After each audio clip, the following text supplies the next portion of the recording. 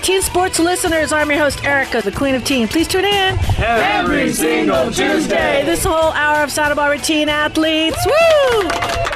And we're talking all athletes. A big warm welcome to everybody today. We've got a huge show. I'm so excited.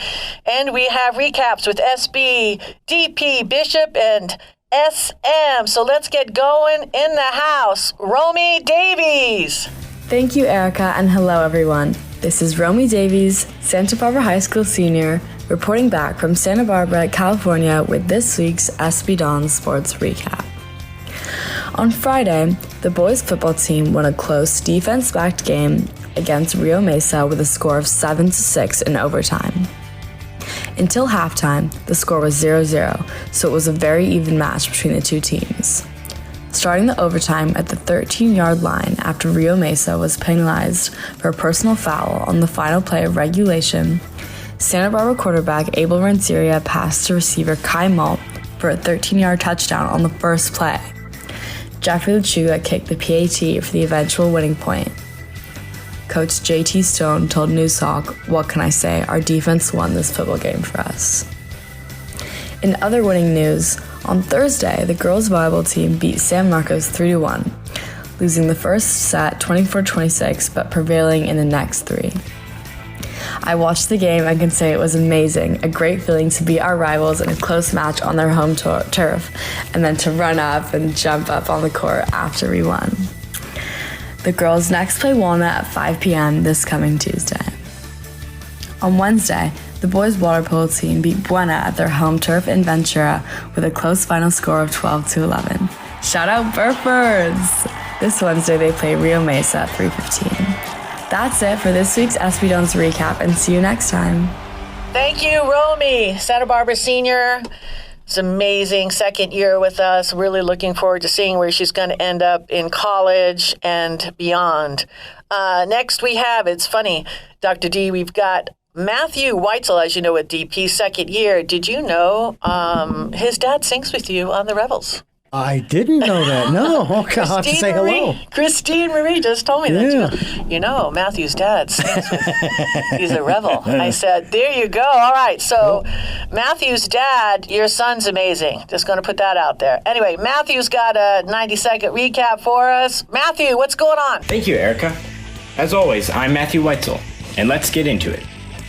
Starting off this week, we have Dos Pueblos football with a smashing victory over the Channel Island Raiders, 27-0. In the first quarter, Dos Pueblos brings a crushing foreshadowing of the finale of this game with a 10-0 lead, and walks all over them, getting 14 points in the final quarter. What an incredible victory. Going on to the stats of that game, Tripathi with 9 kicking points, and Buso with 3 touchdowns.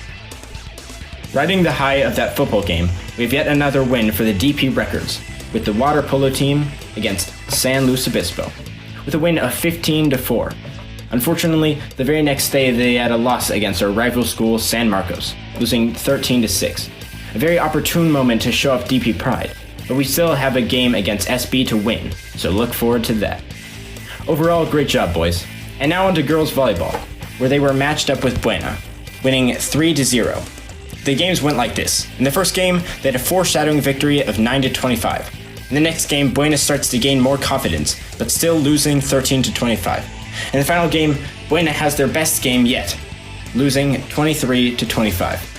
What a close and exciting game that was. And although Buena fought well, they didn't fight well enough. As I close off my segment, I would like to shout out Coach Cuthbert for letting me join the pole vaulting team in their training. It was great to learn a new sport. And that's all. Signing off. Oh, that was awesome.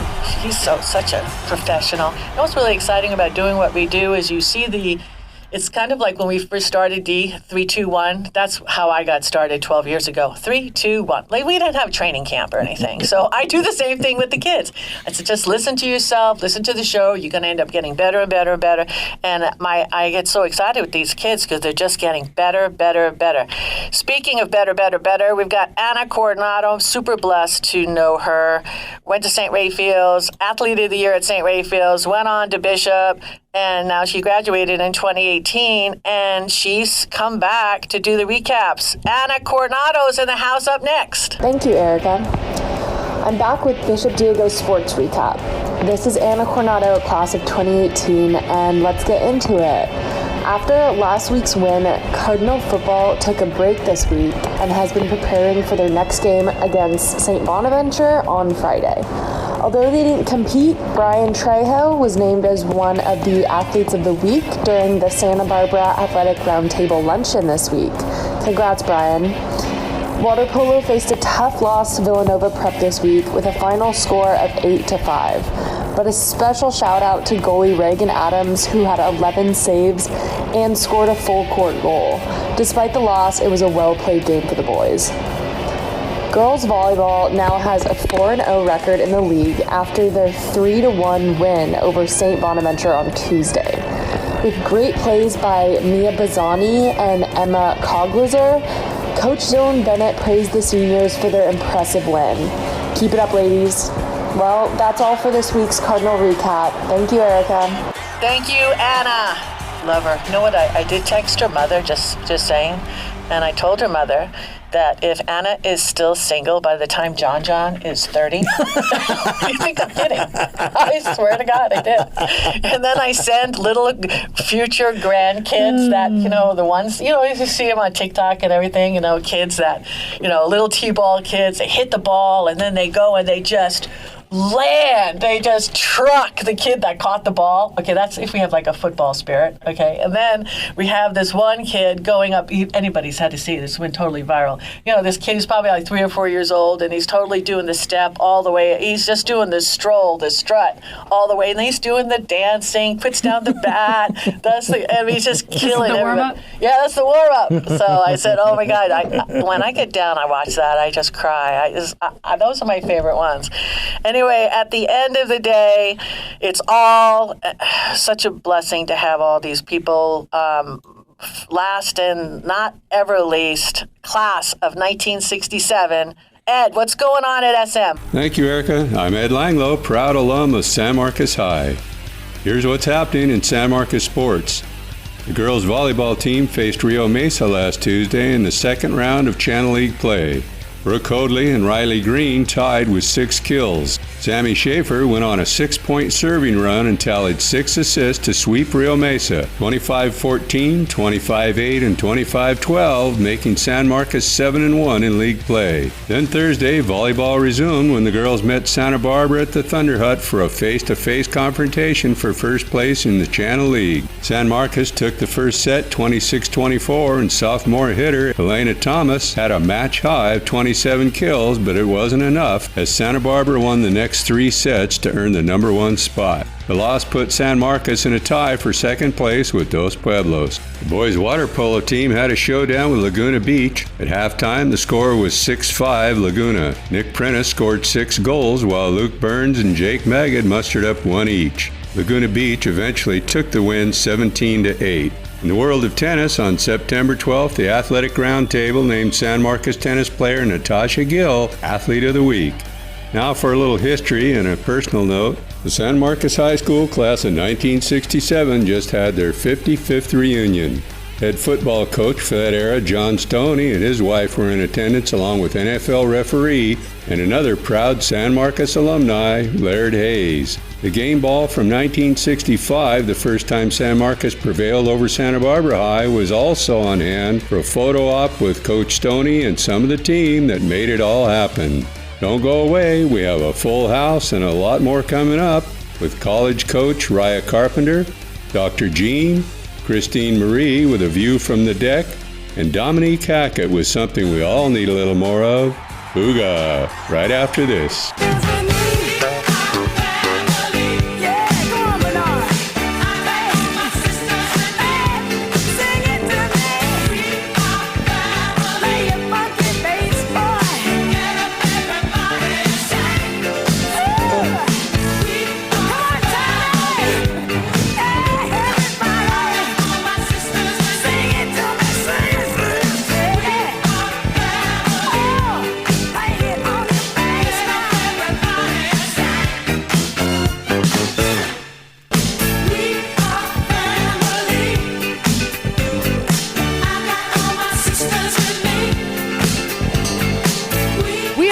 and this is Santa Barbara Teen Sports Radio Show. I am your host, Erica, the Queen of Teen. Please tune in Every single Tuesday. 9 a.m. Hi, I'm Dominiqie Hackett, and I'm with Santa Barbara Wellness Center and also TBAB.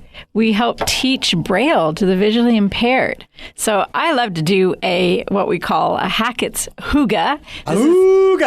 Nice. This is a moment where we Hygge contest. talk about the cozy, wonderful things in life that make life more fun, make learning more fun, and just encourage community and friendship and family. Can I ask a question? Can I do something real fast? Yeah. Because if I don't have, I'm out of water. And you know I have to drink my water when I listen to your hygges. Okay, so, and I want to just go around the room real quick, just really fast. Outside of our wonderful producer, Richard Dugan, we've got Don Sanders, Dr. Jean, along with Dominique Hackett. And we've got in the house Stephanie Forrester, and she's going to be giving us some updates. So I'm going to go get some. I'm going to be silently, so keep talking for about 2 seconds. Give me like 10 seconds. Okay? No worries. Just keep, before you start. You'll catch up. Yeah, I got to go. All right. So we're headed into the fall season, which typically is considered the high hygge time, because in the fall, that's when we do a lot of warm, cozy things just naturally. So we change the lighting in the house. Maybe we have fire in the fireplace, or we have more candles. We're eating roasted vegetables and hearty soups and so forth. In Santa Barbara, we have experienced heat. We've had a cold snap, but now we're going to hear a little bit of heat again. I bet. Is coming up. But still, we've passed the end of September, so we're definitely into the fall season. So this week's hygge story, I wanted to do something that was more fall related.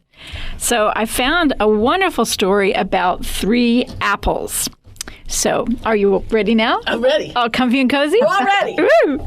So this story starts out with an old apple tree that was growing beautifully behind a wall, and as it was growing, it was stretching its branches out over the wall so that it could catch the sunlight and the rain and just produce these glorious apples. Well, it was so old, this apple tree only produced 3 beautiful golden apples this one year. And as it reached over the wall with these 3 apples, it sang on the wind. Here in the orchard are the apples 3. Who uses one well shall a treasure see. So, after a little while, a young person named Ashley came walking down the sidewalk. And Ashley saw these golden apples, heard this gentle music on the wind, and one apple fell from the wind and fell right at Ashley's feet. And Ashley picked up the apple and just thought, wow, what a lovely apple. It smelled delicious. It looked delicious. So Ashley did the natural thing. He bit into it. It tasted so great. He ate it all up. The snake didn't tell him that, right? It was the wind. Right? It was the wind. Just saying. He ate it all up and then just, tossed the apple core in his sack to throw it away later.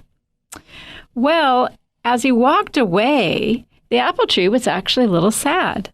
And the apple tree sang, "Here in the orchard are apples too, but gone is the treasure that fell for you." It's like, why did the apple tree get sad? So the next person who came down the street was a little girl named Betty. And Betty saw these apples up in the tree and the wind blowing. And on the wind came the song, "Here in the orchard are apples too, a treasure they hold for a child like you." And one of the apples dropped at Betty's feet.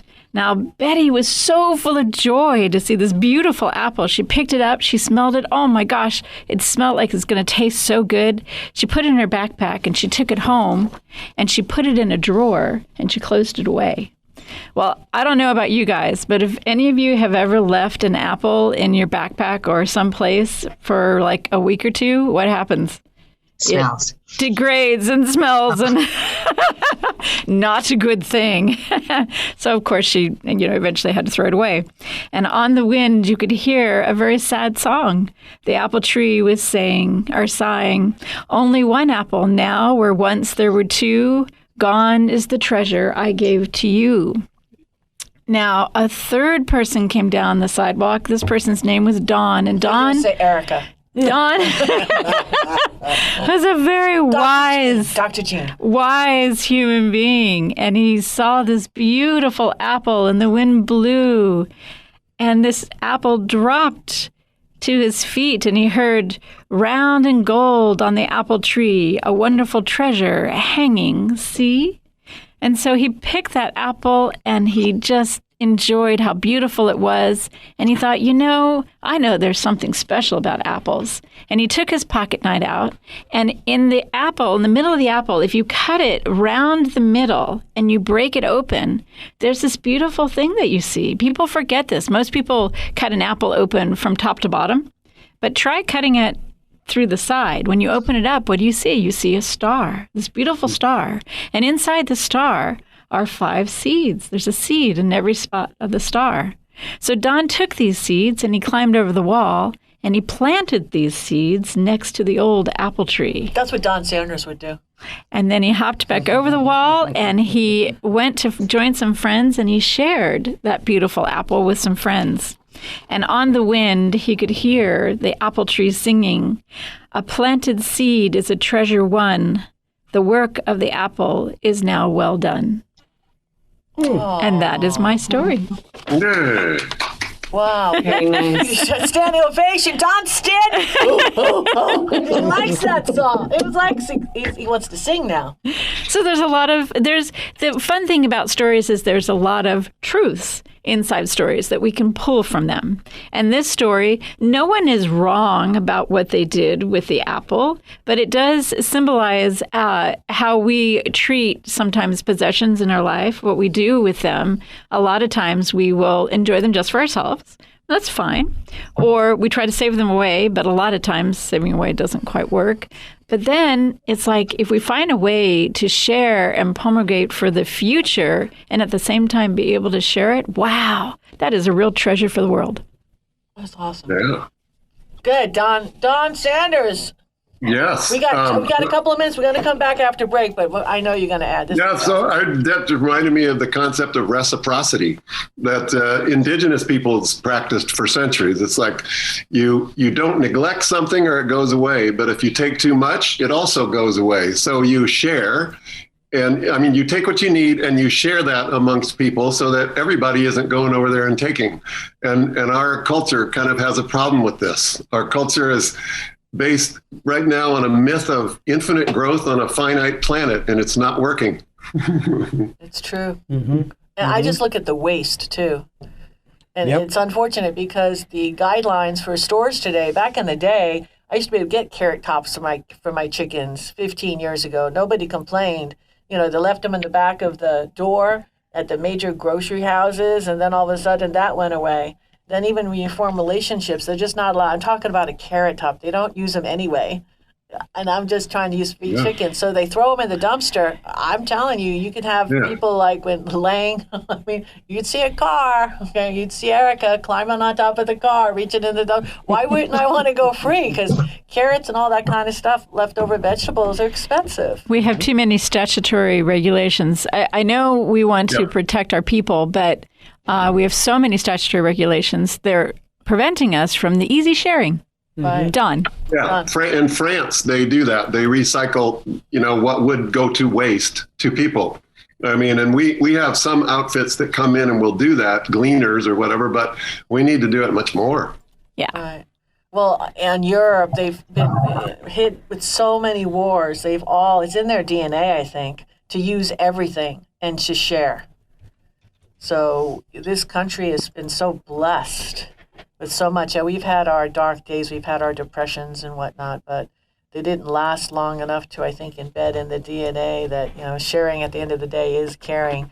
But listen, speaking of caring, we've got a lot of people in this community we want to support, and we're going to get to them right now, and we'll be back after these messages.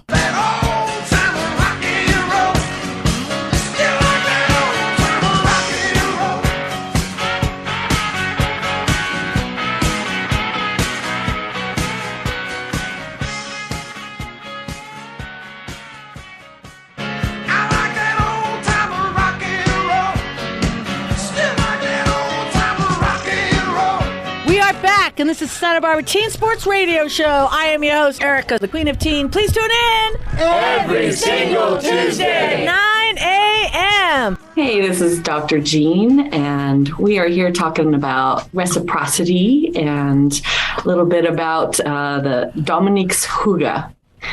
And I had a few thoughts on that. At one point in my life, I took about a year off of working. And so I had to really figure out how to care for my own needs. And I worked with a friend at our local homeless shelter. And I was amazed at how much food got donated there. But what was happening was they didn't have people to distribute it. So it was just being donated, filling a bin, and then going right back out to the dump. And so a bunch of us got together and just decided to start sorting it and packing it and taking it to places that would take it. We went to senior living homes. We walked the streets and just handing it out to people who didn't have meals.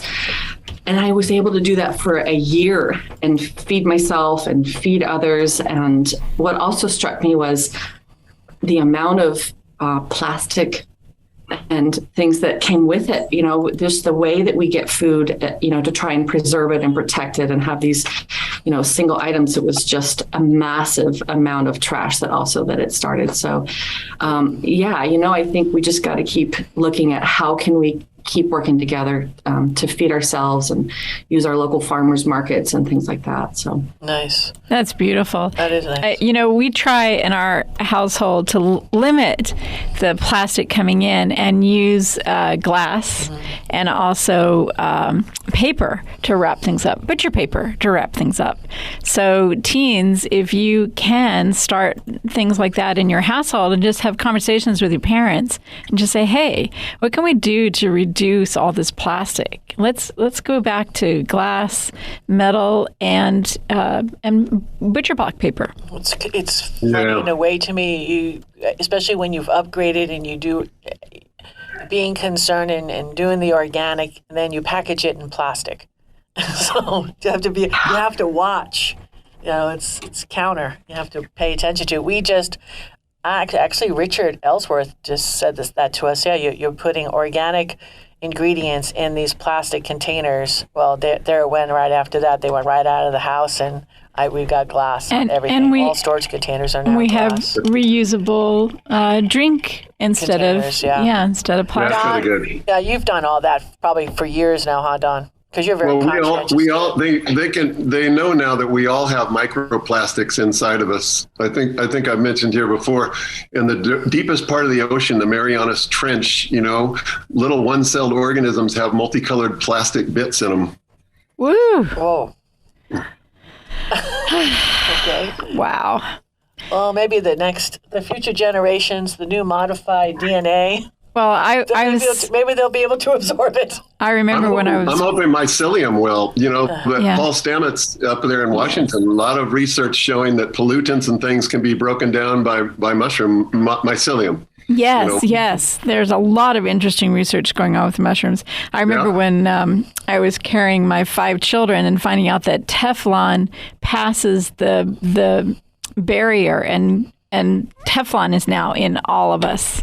Yeah. So there's a lot of odd things happening to Speaking of food and distribution, in the house we have Anthony Rodriguez. Hey, Anthony. Hey, how's it going? Good. Speaking of food, you had a huge event. Talk about it. I follow. I stalk you on Facebook, just so you know. Yeah, so the food bank is purchasing a brand new warehouse in Goleta, and this warehouse is giving us triple the space that we currently have at our warehouse in Santa Barbara. Woohoo! We've been trying to work really, really hard to get this. Over the weekends, what we did is try to invite our community members to come and take a look at the brand new warehouse and what our ideas are. So this space is going to give us space to be able to have over 1 million pounds of food ready to go in case of a disaster. We're also going to have a location that we are going to be able to bring organizations to come and do some train with us, collaborate, use our space. So this warehouse, we're calling it the Share House. Nice. Oh, we like that. Oh, I love that. Nice. Yes. Yeah. So we're really excited about it. So we had some booths. I had my disaster preparedness booth. Showed them. We did some hands-only CPR, and we're showing the community what steps we're taking in disaster preparedness to be able to provide for our community during disasters. So, and then we had our kids' little cooking area to teach kids how to cook a little bit. We have some great programs at the food bank. I mean, our programs section is just awesome. They're doing an amazing job. And so we wanted to show everybody what we were about and what we were doing. And it was very successful. Are you still looking for volunteers? If any teenagers out there would like to get some community service hours? Oh man, yes. They can go on to foodbanksbc.org. Come and you go on to volunteer, and you can take a look and see what positions there is available. If anybody wants to volunteer for our disaster stuff, they can also go on to foodbanksbc.org, and they can go ahead and send me an email saying that they're interested, because I have a lot of trainings coming up that I'm going to need victims. And the victims, they can have a lot of fun, be able to get to know emergency services, and talk to us, and then be part of this the disaster drills, and they can get community service hours for it. So you need people to get bandaged, triage. Oh yeah, the better the actor, the better the drill will be. Nice. I've got a really loud voice, that, Anthony. Like I can belt through hallways. Well, that's what I need. I need everybody to start screaming. I know you need that. Calling all teens, opportunities. Yeah. Nice. And it's a fun opportunity. I mean, and if they're thinking about going into the medical services, and when they get older, I mean, this is a perfect stepping stone for them to get to know the community, know the fire department, know the police department. There's a lot of organizations that we work with as a team that are part of a team that create this team of community emergency response team training, and it's a perfect stepping stone for them to get to know the community. Do you need to have a SAG-AFTRA thing? A member of? So basically, our team is actually recognized as a team now through FEMA. And so what I'm training for is if people want to stay involved. Yes, we're doing extra trainings for advanced trainings, either psychological first aid, communications, anything that we can go ahead and keep people involved, because you never know what's going to happen. Just all these earthquakes that we're having around the world is just, it's an eye opener. It's recent. That's so great. Yeah, recent earthquake. All people should go through a class in that, just to become more capable citizens, because you never know, like you said, what's coming. You've been trying to do that for years. I mean, Anthony's a very good friend of mine. To get this into schools as a class, this would be great.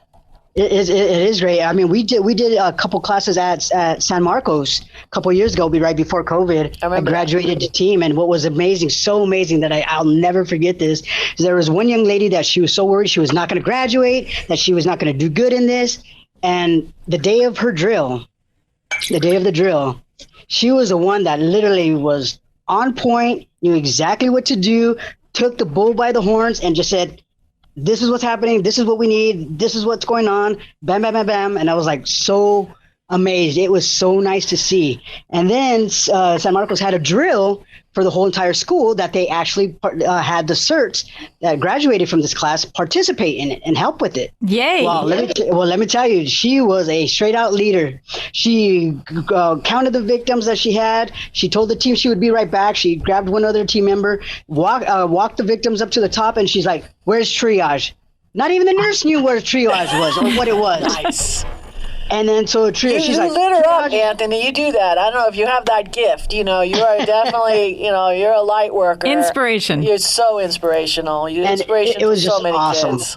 It was awesome to see. I mean, because everybody was so surprised. The whole team was clapping and excited, because she literally she nailed it. And, it's really nice to see now that she's actually, after that class, she's been doing a lot more stuff in the community. Do you remember her name? Huh? Do you remember her name? Do I remember her name? Not off the top of my head right now because I'm so excited because I love I know. I do the same thing, and I didn't mean to. I'm sorry I put you on the spot on that, but I'm like, oh. No, it's okay. I mean, but she's so awesome. She's going to listen to this show, and she's going to know who she is. So there you go. That's how it works. Oh yeah, she was awesome. Never forget that. That's awesome. So I mean, it gives these kids opportunities. It gives these kids some self-motivation, inner strength. That's why that's why people like to inspire people, love it so much, because it's that feedback that you get, and then you have a life memory, and it's just was so worth it. It's awesome. I agree with Don. It's like we have to encourage the community to go get trained on all this. The more people we have trained in life safety is wonderful. And it creates community. And that's what Teen Sports Radio is about. And hey, let's take a little break. We've got Stephanie Forrester. Fill up your coffee cups right after this message. Well, now together we will stand, every boy, girl, woman, and a man.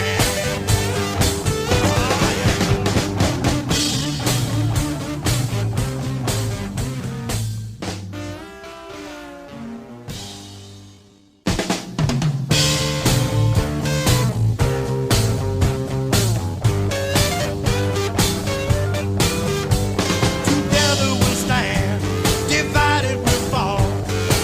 Come on now, people, let's get on the ball and work together. Come on, let's work together.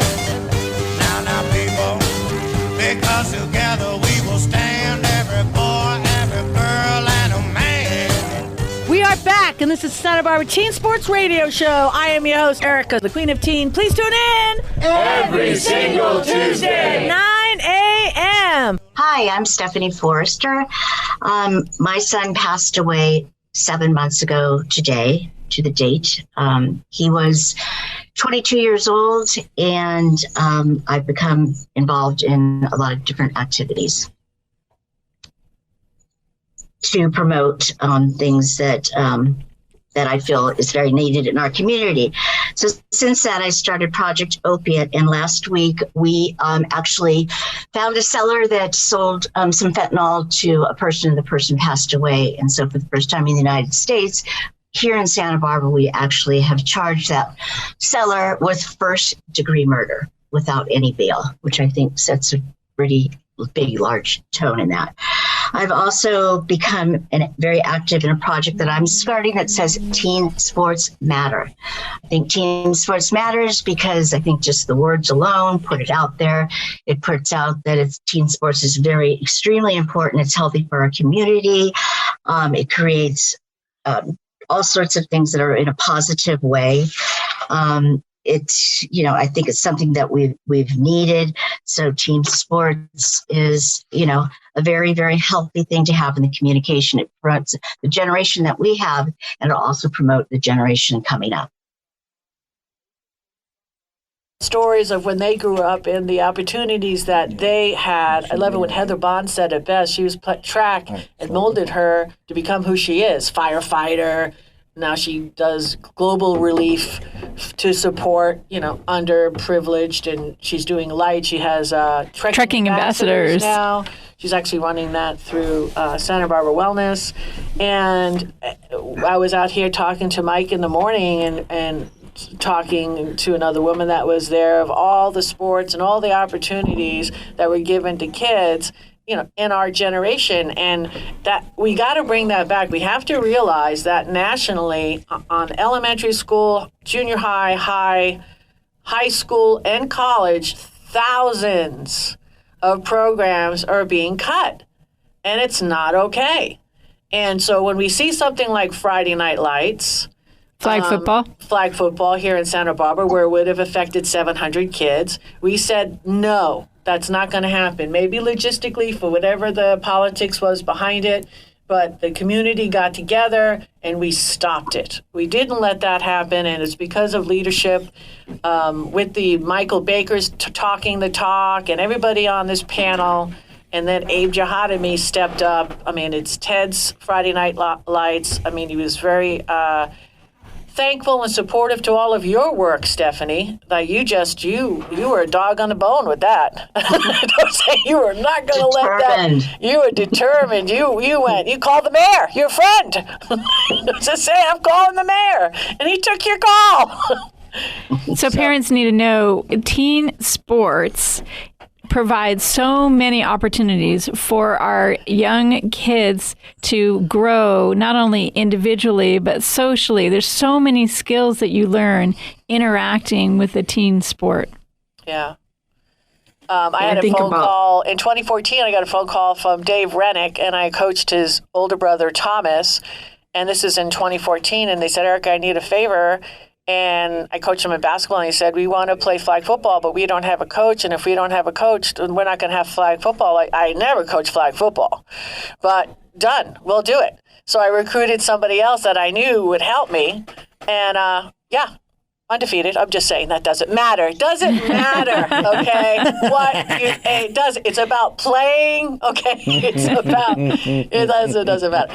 But it was great because we had girls on the team. It was co-ed. It was probably one of because I didn't know I got a rule book. And I'm like, seriously? Because I'm Audible. They didn't have Audible rules, right? I need somebody to explain the rules to me. And it's a little different than when I played flag football at Westmont. The rules were a little different. But it's something like that. So when you hear things, if you can't take action, then talk about it. Because just you spreading light, it's just that in itself will create the chain, right? So I just really appreciate everybody on this panel and everybody attached to Teen Sports Radio for the last 12 years. That's what we've tried to do, create community. This is a community hour, and this is what we're trying to do. Dr. D. Well, I would agree with you on that 100%. And regardless of what arena it is, teen sports or otherwise, community is extremely important. And then going to Anthony's, the work that he does, you need to set up your network now of people. I get that there are a lot of people that they want to be solitary, living their lives all by themselves, that kind of stuff. It isn't going to wash in the middle of a disaster because you're going to need just as much assistance and support as other people who have networks. And so we need to band together. When there are no disasters, you can go off and be by yourself, be a lone wolf. That's okay. It takes all kinds. But we need to develop community. Yeah, I want to piggyback on what you two have said. We're social animals. We're not really meant to be lone wolves, even though sometimes it feels good to have some time for yourself. But I agree. Create community everywhere. I think everywhere, whether you're in sports or just in business or in the community at large, something that's a place where it's inclusive and intimate. And I'm talking more about social intimacy. I'm not speaking of sexual intimacy. Vulnerable and honest. And a real good friend of mine who died, she taught at SBCC up there, communication. Genuine dialogue occurs when two or more people engaged are actually changed by the experience. They're willing to be changed in the act of having the dialogue. Well, wow. I always call this year Don't forget DonsMassageOhio.com, serving Santa Barbara and Ventura counties, and my office in beautiful downtown Ojai. Yeah, and you're amazing, and you're my personal masseuse, and I love you. You've kept my head on my shoulders. Dr. Jean, explain the psych. I just look at it as almost therapeutic. Being part of a group that you've helped put together, or even just joined, but being the last ring on the chain. Well, I heard somewhere about all our the hormones and the neurotransmitters, all those good chemicals that go through our body, the serotonin comes really from working in community, right? That you can only get some chemicals from being with other people, and that it is actually feeling that sense of contributing to the community that gives you that serotonin feel, right? And also, just the structure of having team sports, it gives routine for families, right? Everybody's organizing around the sports, the practice, the games. It makes, there have, regular bedtime, so people are getting better sleep. And just as a team, it's like, when you come home, you have your own family team of like, hey, this is what we're doing together. So you're also, working within the smaller community of your families, and then bringing it out to the larger communities that like, hey, how are you doing today? Right. Connecting with each other. Like, how's your family doing? How are you guys holding up? And your son's doing so great, and your daughter's doing so great. So yeah, I just love that community aspect of team sports. Nice. And take the time, check out, that's why we do the recaps in the beginning of the show. These schools have got amazing athletes, and some of these programs are on fire. So if you have an opportunity, go check out your local high school. A lot like water polo, there's no charge. There's a lot of events. It doesn't cost anything to go in. Sometimes you have to pay a little bit of a gate fee, but understand it goes right back to the school to maintain the property and everything that's around the sports. And we need to support the school more because of the lack of attendance is what is making the school and the districts justify the costs. Okay, so let's all get out there, pick a sports, pick a team, especially if you graduated from one of the high schools here, even one of the elementary schools. Man, if you haven't gone to an elementary school, it's a kick. All right, so anyway, and you can go online and check out the schedule, but let's do this. We're scheduled to take another break, so let's do it. Sarah Casalda, Queen of Teen. We'll be back with more after these messages.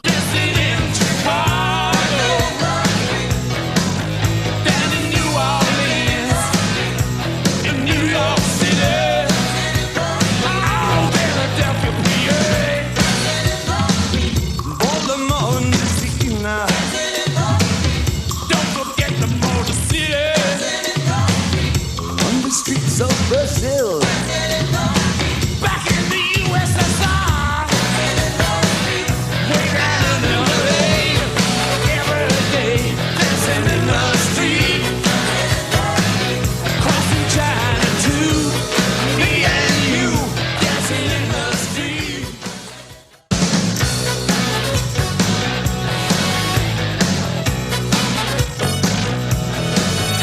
We are back, and this is Santa Barbara Teen Sports Radio Show. I am your host, Erica, the Queen of Teen. Please tune in Every single Tuesday. 9 a.m. This is Stephanie Forrester, and I just wanted to close out with Team Sport Matters with sports let you learn from a role model, which is extremely important because a lot of homes do not have role models in them. I'd like to start with being the first to say what my gratitude to is about this week, and it was about going to the Friday Night Lights games this weekend, and I was so grateful to see all the people playing, all the kids, all the ages, and all the interactions. Oh, beautiful. Woo! Nice. And I know you didn't say this, but you gave out T-shirts and sandwiches, and you were amazing. Got a lot of feedback. I saw all the pictures. You're a beautiful lady. Stephanie, keep it up. Anthony. Hey everybody, this is Anthony Rodriguez from the Food Bank of Santa Barbara County. And one thing that I am grateful for is actually our whole entire community, because when something happens, we all come together.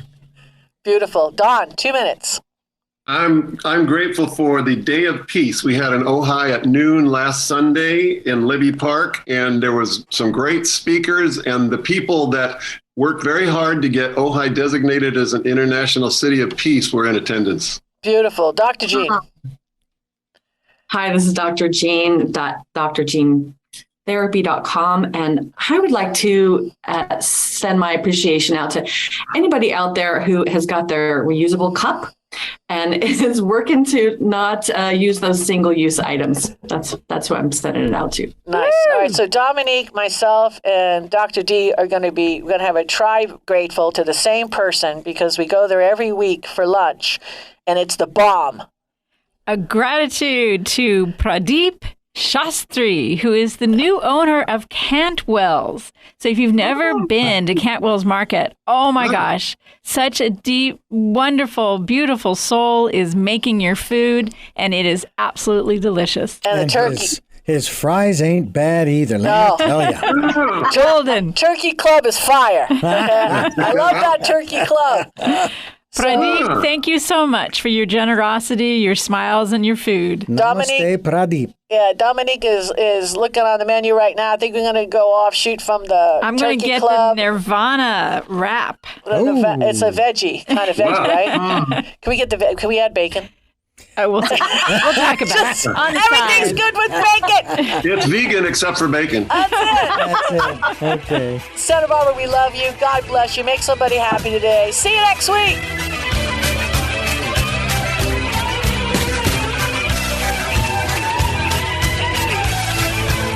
You're the best around. You're the best around. Nothing's going